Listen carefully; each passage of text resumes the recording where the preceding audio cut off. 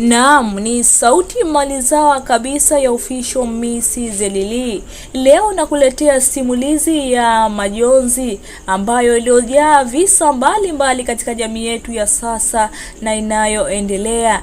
Simulizi inaitwa Chozi la Mama Mjane. Kama unavyojua, mama mjane ni mama aliondokewa na mume wake. Sasa jiunge nami mwanzo mpaka mwisho. Katika kijiji cha Mwandege aliishi mama mmoja anayefahamika kwa jina la Bi Rehema pamoja na mume wake mpenzi kabisa anayeitwa Mzee Juma ama Mzee J Sharubu. Maisha yao ya furaha yalizidi kusonga, yani kila siku furaha zilizidi kufurika katika nyumba ya Mzee Sharubu.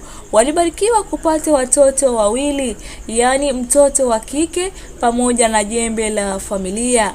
Mtoto wa kike aliyekuwa na miaka 13 ambaye ni mkubwa, huyu ni kifungua mimba katika familia hiyo ambaye anayesoma darasa la 6, lakini Baraka ni mtoto wa pili ambaye anayesoma darasa la 4 ambaye mwenye umri wa miaka 10, na ukiangalia mtoto wa kiume anakuwa kama kiongozi wa familia.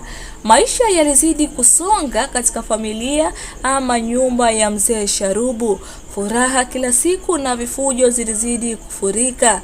Maisha yalizidi kusonga kila siku, kelele za nyimbo na furaha zilizidi kufurika, na wazazi walikuwa na tumaini la moyoni kwamba watoto wao watakuwa watu wazima.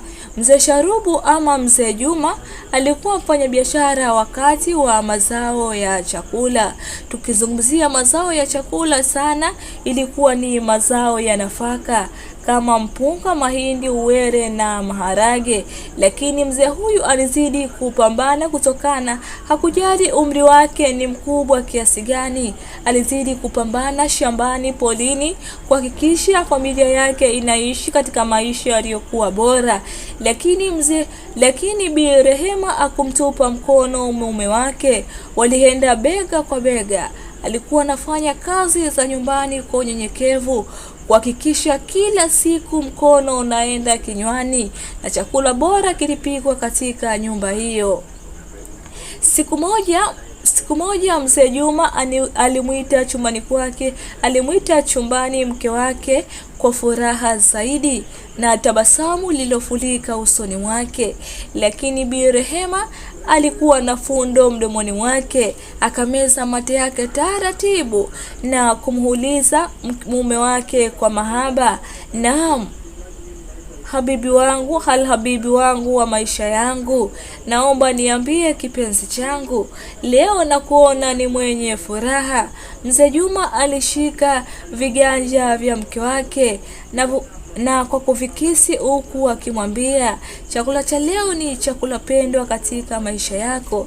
Naye Bi Rehema akaitika, "Naam swadakta mume wangu, lakini si kawaida yako kufanya hivi, naomba uniambie aliyokuwa moyoni mwako." Lakini Mzee Juma alitamka maneno ambayo kidogo yalimuhuzunisha Bi Rehema. Akamwambia, "Hakika wewe ni mama bora katika familia hii, lakini ninachokusii, endelea kuilinda familia yetu na kuwapa malezi bora watoto wetu."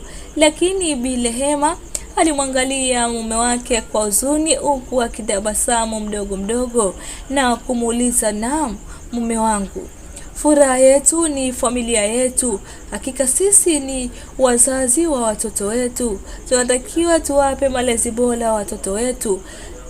Mzee Juma akamwangalia mke wake katika paji, kisha akamkisi na kumwambia, "Naam, unosema ni swadakta katika maisha yetu."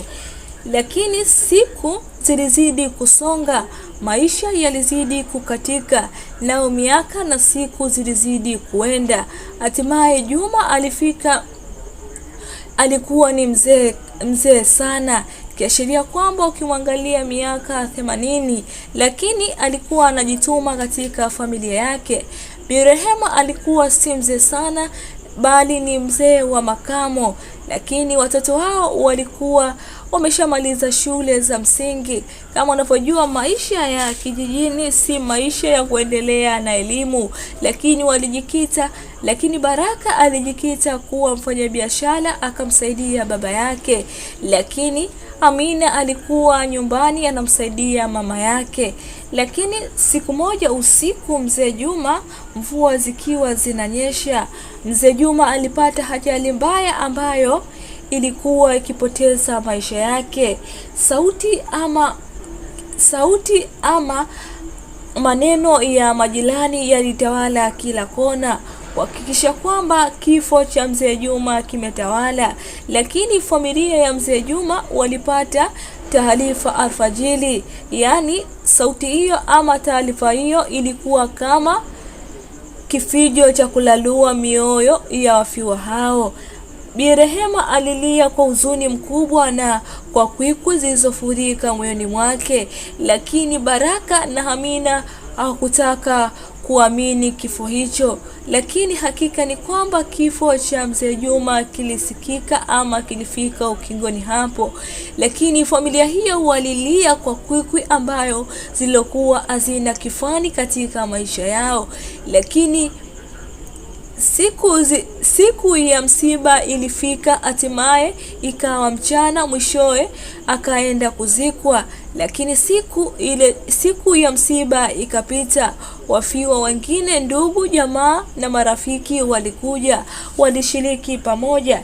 Lakini baada ya msiba kufika ama kupita siku mbili, taswira ya picha nyingine ya wanafamilia ama ndugu wa mzee Juma zilionekana kwa upande wake, yaani kama shilingi iligeuka upande wake. Naam, kaka wa familia ama kaka yake mzee Juma akageuka upande wake na kusema kwamba maisha yameshakuwa yamebadilika.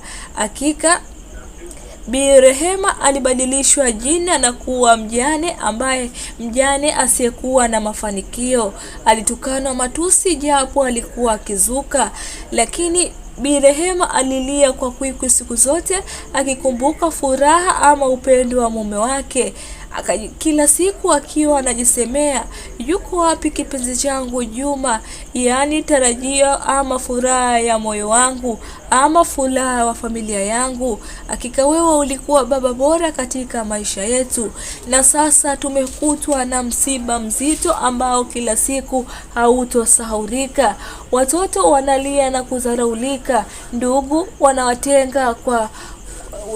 wanawatenga na mali kuzichukua. Hakika mimi sina sauti katika familia hiyo. Mali za mzee Juma kila siku ama kila itwaye leo, ndugu walizidi kuzitaifisha, lakini kiongozi wa kutaifisha mali hizo alikuwa kaka wa mzee Juma. Miaka ilizidi kusonga, nazo siku zikakatika. Hatimaye kila siku mwili wa Bi Rehema ulizidi kuzofika, yaani kila kitu kilichokuwa katika nyumba ile walikichukua. Walibakizwa mpweke katika nyumba ambayo iliyokuwa na nyasi chakavu na mashimo yaliyofulika katika nyumba hiyo. Kila siku watoto walikuwa wanalialia, yaani walikuwa ni watoto ambao walikuwa na maisha duni, yaani maisha magumu sana. Unafikiri katika hiki umejifunza nini? Yaani hatima ya Bi Rehema itakuwa nini? Na Baraka pia na Amina watafikia wapi? Nikwambie tukutane tu katika sehemu ya pili ya chozi la mama mjane, yaani chozi ambalo lisokuwa na hitimisho la mwisho wake, yaani hatima ya chozi la mama mjane au Bi Rehema halikuonekana. Nikwambie tu katika YouTube unapatikana kama Z160 Media. Kila siku tunaposti vitu vingi, tutakutana huko, lakini kule TikTok unapatikana kama Z160. Mpaka wakati mwingine.